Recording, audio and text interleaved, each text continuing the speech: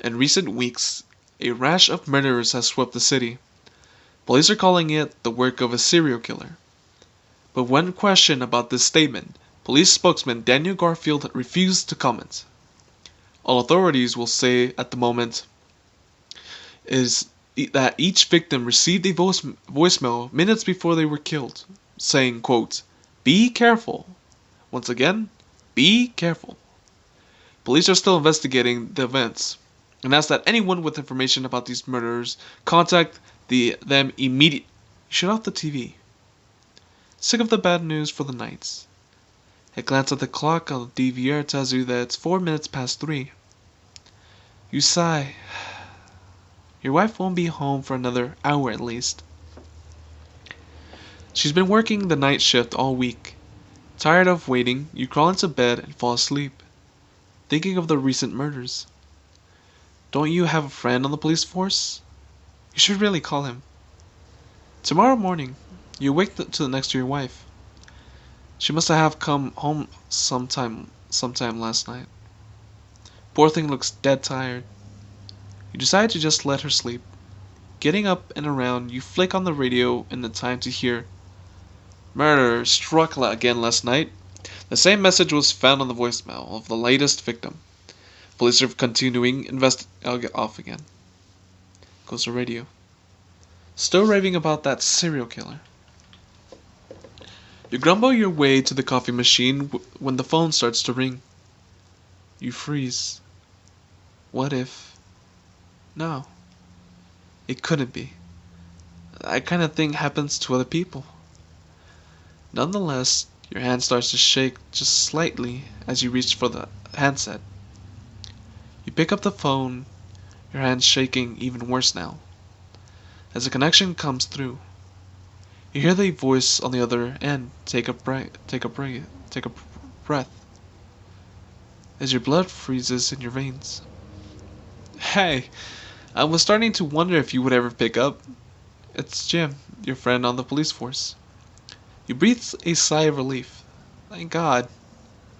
"Sorry, I was busy," you mutter, feeling ridiculous, not to mention slightly embarrassed for thinking it could possibly be the killer. "Listen, the force gave me the day off, so I was wondering if you wanted to go out for breakfast? Just us guys, like the old times. I want to get my mind off these murders.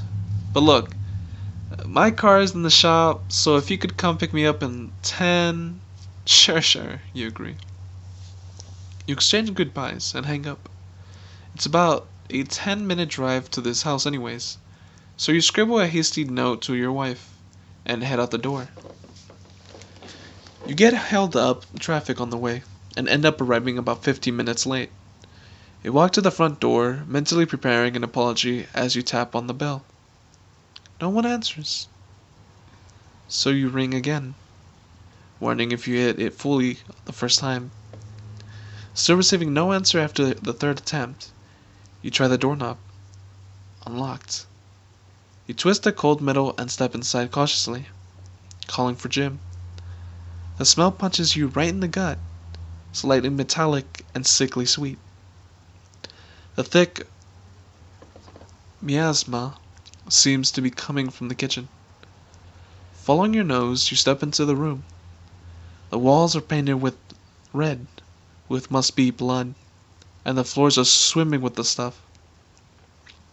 Jim and his wife lay sprawled on the floor, their chests, arms, and legs cut to pieces.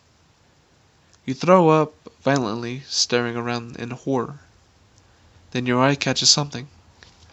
A red message lightly blinks slowly on the phone. You don't play the message, you already know what it is.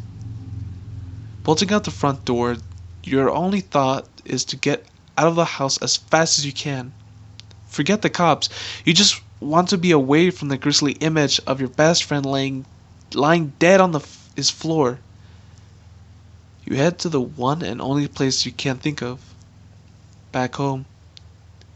You slam the door shut behind you as you come in the door, tracking bloody footprints across the floor. You reach the kitchen and call your wife, but your voice catches mid-yell. Your tracks aren't the only ones. You hear the click of the lock behind you, as your wife's voice says gently, I just wanted you to be careful.